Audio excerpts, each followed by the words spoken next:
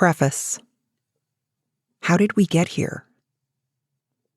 After training with a Lyme-literate medical doctor in Northern California, I started my own integrative medicine clinic in Silicon Valley, where I treated patients with chronic complex illnesses, cancer, dementia, autoimmune diseases, and chronic infections like Lyme disease, tick-borne co-infections, and mold illness. My patients came from all walks of life: CEOs of publicly listed companies, exhausted engineers, sick grandmothers, anxious housewives, and students from the nearby Stanford University.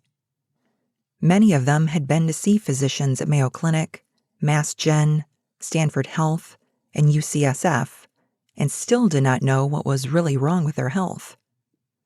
What they knew were cancer relapses, chronic pain, debilitating fatigue, and a nearly endless list of symptoms that prevented them from living a life that most others would consider normal.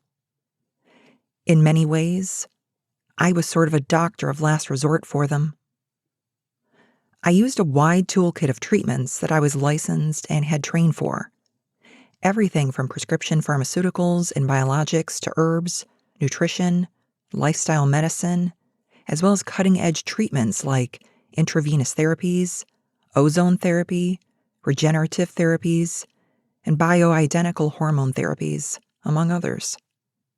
Each patient received a personalized set of treatments based on comprehensive in-office interviews and extensive lab tests that reveal the multitude of problems that lay at the root of their illness.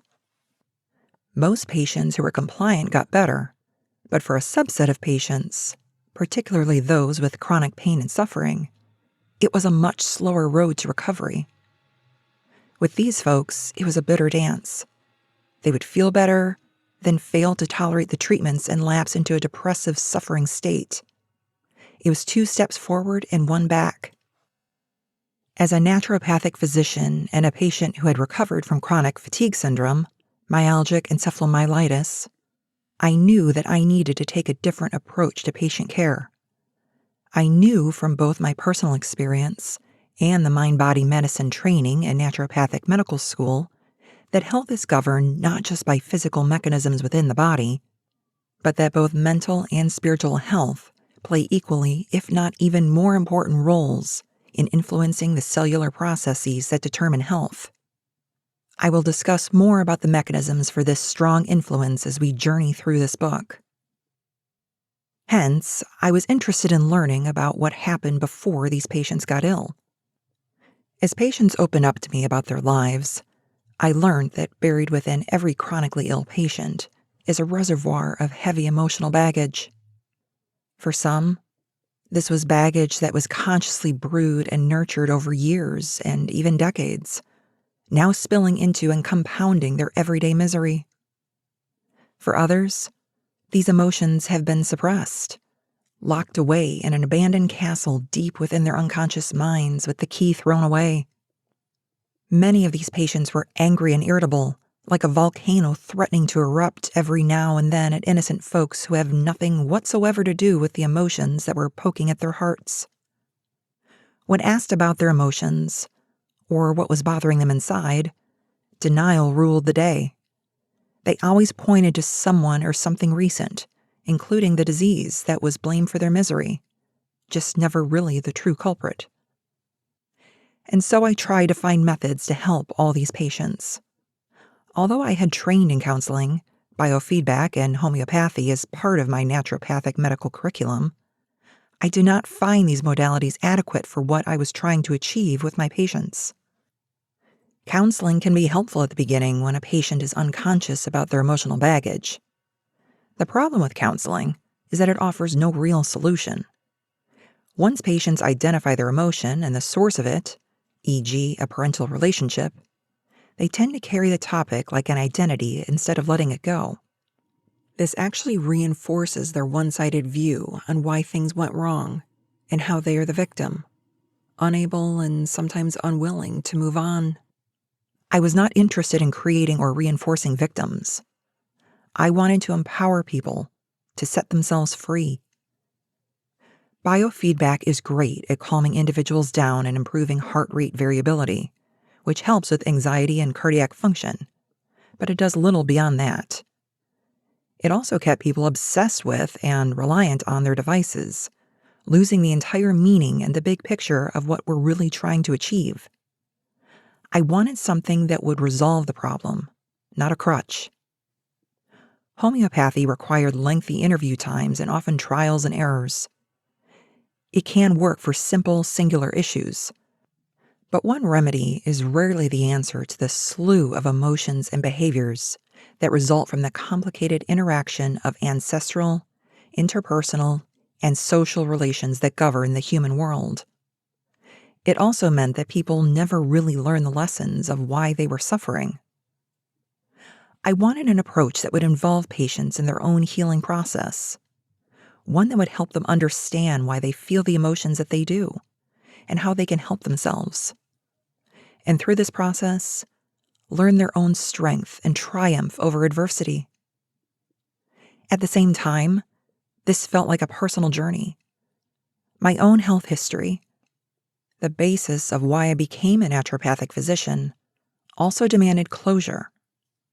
Although I had reversed the chronic illness from decades ago, a part of me still felt unhealed and worried that the illness would revert. I had healed the physical, but I had barely touched the emotional and spiritual. And so I searched for a holy grail solution that would provide closure. I learned from patients who found their own effective therapies and from other integrative doctors with similar mindsets. I also learned through my own experimentation, putting myself through multiple different therapies to learn what works for what, and what is really needed to build a useful framework that any patient could use to build a program that works for them. While certain therapies work for some people but not others, I've found that the patients who are willing to go deeper to uncover the roots of what was manifesting exteriorly did really well.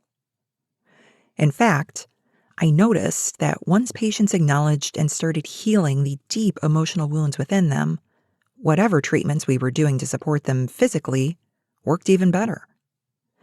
Patients got better, faster, and maintained the improvements. So much so that I can comfortably say that regardless of illness type, the single most important determining factor in how quickly and sustainably a patient recovers is whether they did the work to heal their emotional wounds. These are the patients who are motivated to get well, any doctor's dream. They emerge from their illness transformed, like a phoenix rising from the ashes. A patient once told me, "I feel so much more peace and joy, and I'm better able to appreciate the people and things around me and find true meaning in my life."